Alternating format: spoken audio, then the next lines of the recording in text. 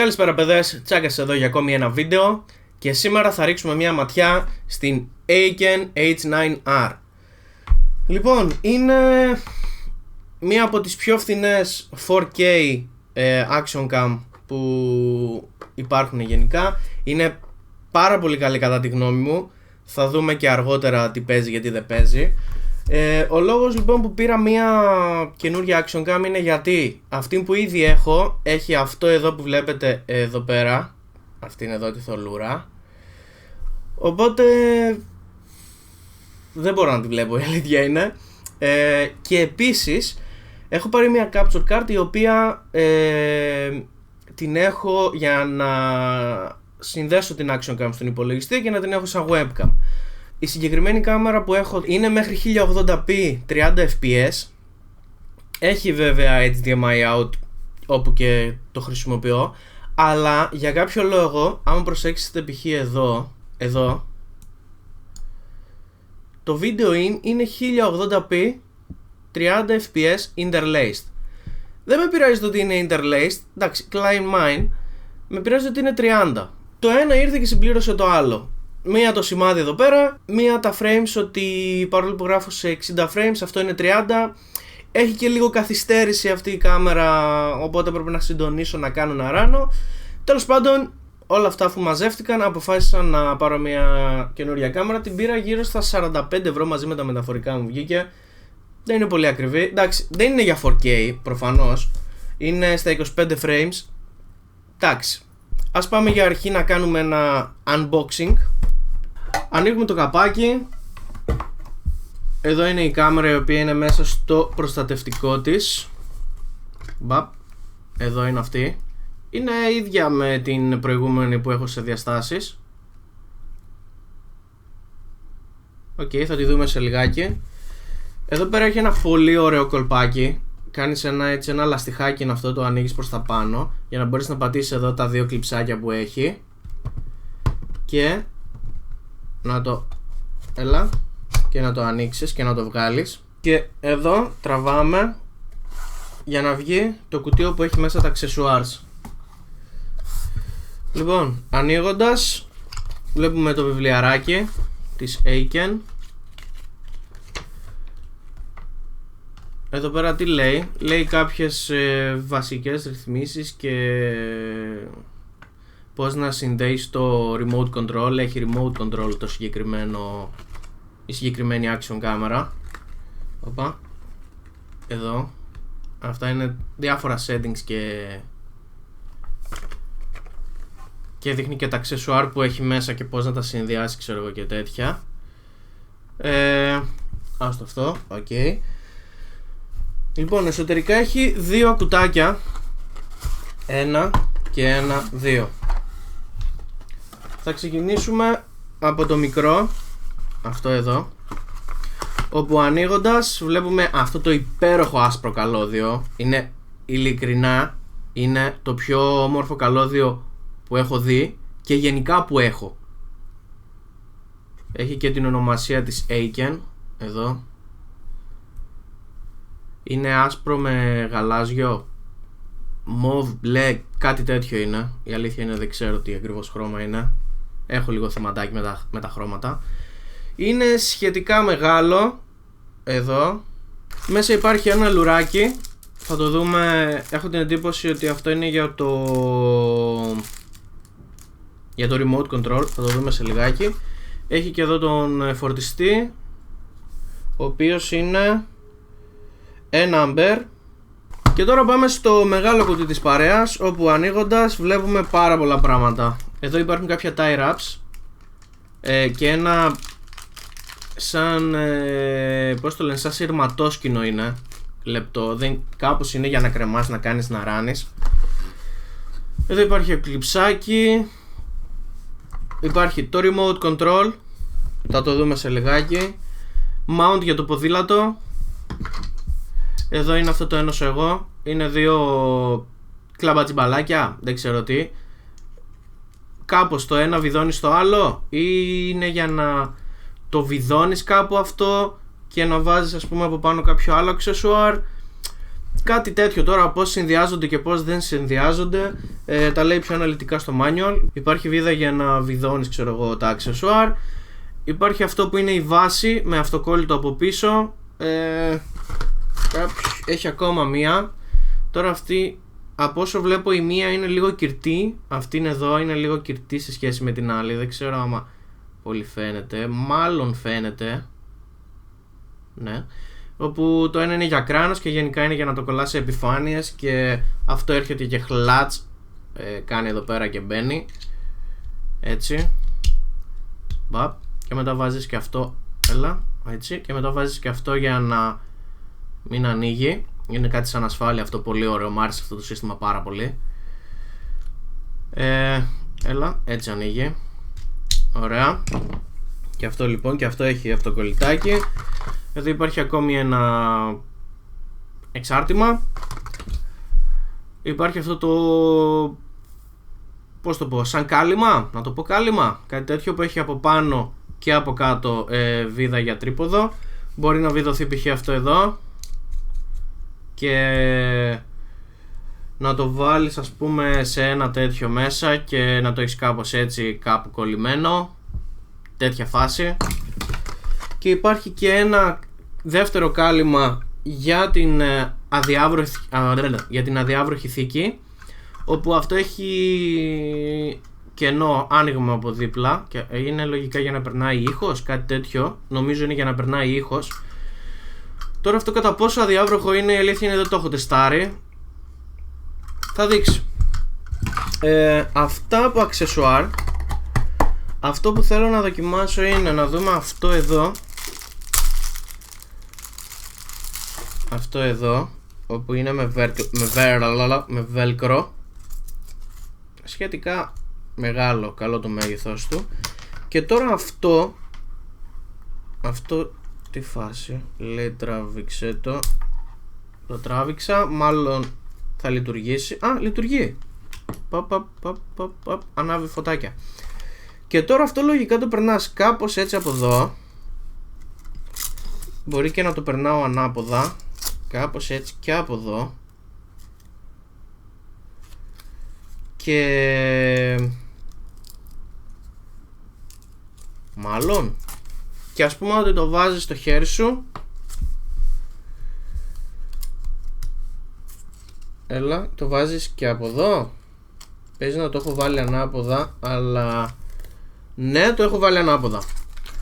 Λοιπόν, και το έχεις, ας πούμε, έτσι σαν ένα δεύτερο ρολόι. Και μπορείς, ας πούμε, να πατήσεις κουμπάκια για να ελέγξεις την action cam, πώς το λένε, για να πατήσεις, ας πούμε, να βγάλει φωτογραφία. Το κόκκινο είναι φωτογραφία και αυτό εδώ τι χρώμα είναι, πράσινο, γκρι, είναι για το βίντεο. Αυτή εδώ είναι η κάμερα. Πω, αυτό το σφίξα πάρα πολύ. Ας το ξεσφίξω λίγο. Λοιπόν, αυτή εδώ είναι η κάμερα. Θέλω να την ανοίξω λίγο. Την έχω χρησιμοποιήσει λίγο, η αλήθεια είναι. Δεν παίζει να έχει καθόλου μπαταρία. Έχει πάρα πολύ λίγο. Και τώρα αυτό πώς γίνεται connection, δηλαδή? Απλά είναι έτσι connected. Αν πατήσω φωτογραφία.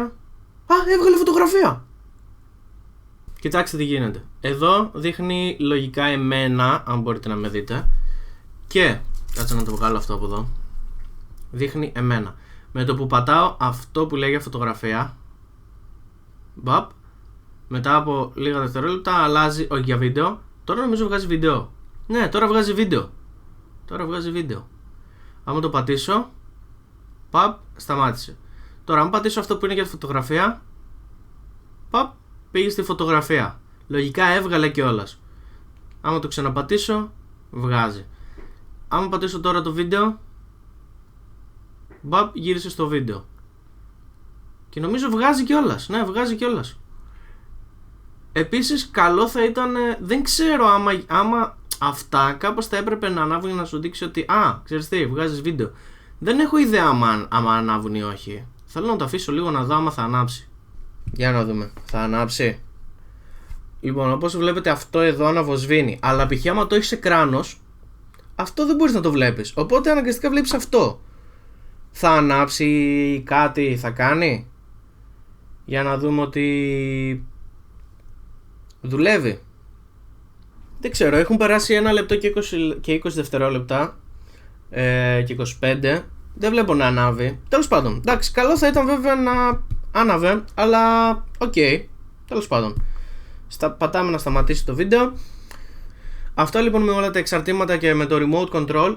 Τώρα θα ξεσυνδέσω αυτή την κάμερα την οποία έχω, που έχω συνδεδεμένη.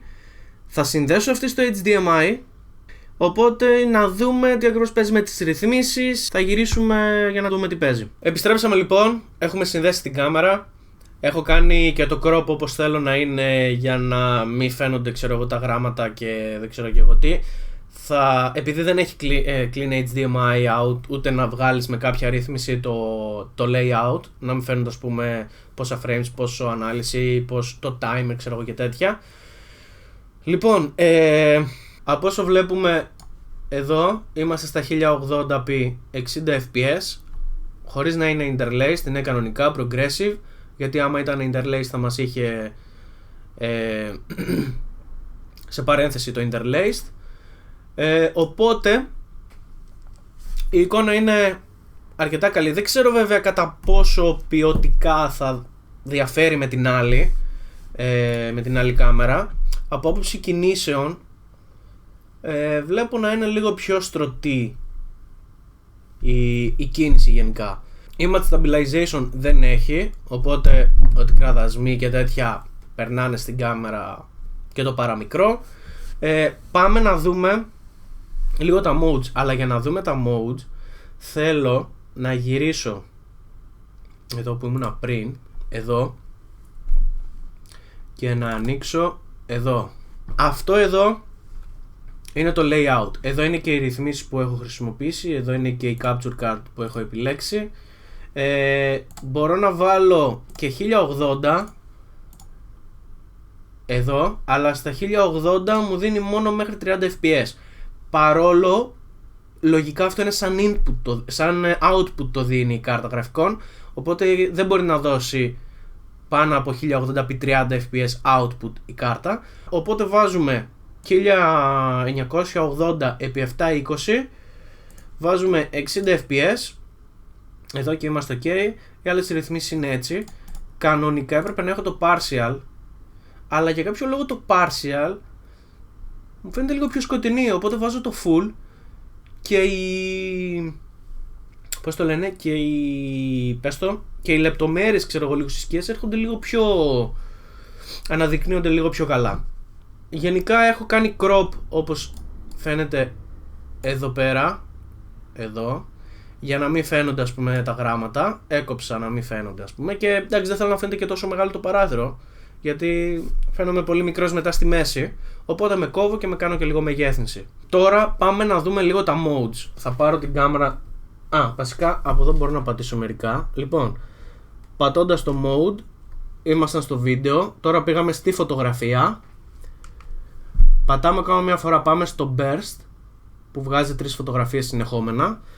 Πατάμε ακόμα μία, και αυτό πρέπει να είναι,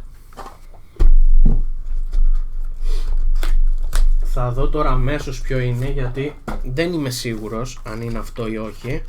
Είναι το time-lapse. Ακόμη ένα check και πάμε στις φωτογραφίες λέω. Και πάμε στις ρυθμίσεις. Οπότε τώρα ας πάρω την κάμερα στα χέρια μου. Πρώτη ρύθμιση είναι το resolution. Υπάρχει 1080p 60 fps, 1080p 30 fps, 4K 25 fps, το 2.7K 30 fps και είναι και το 720p 120 fps. Το 720p στα 120 fps είναι για slow motion. Επόμενη ρύθμιση είναι το looping video. Εγώ το έχω στο off.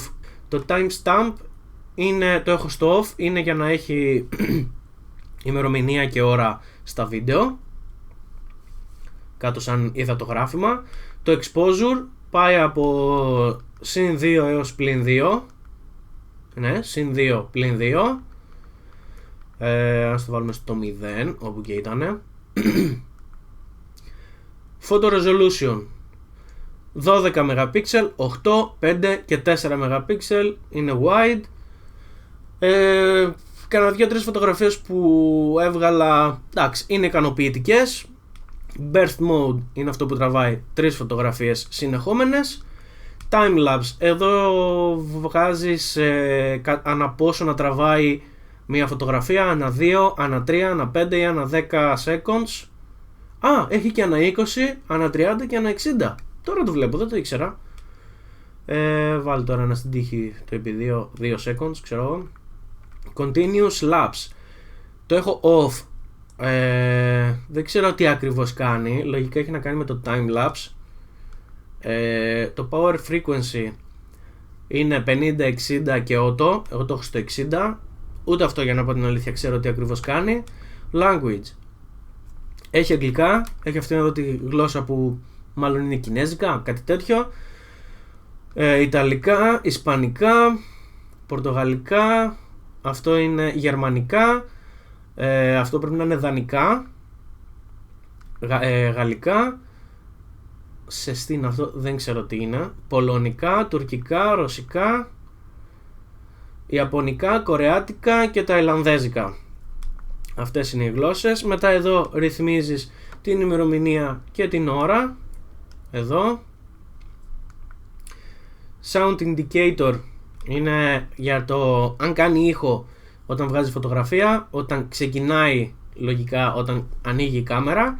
Και το beep είναι όταν πατάς τα κουμπιά να κάνει beep beep beep beep.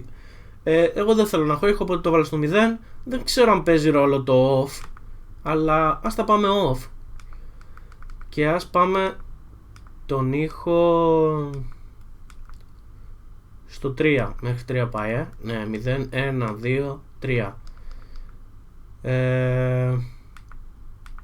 Off.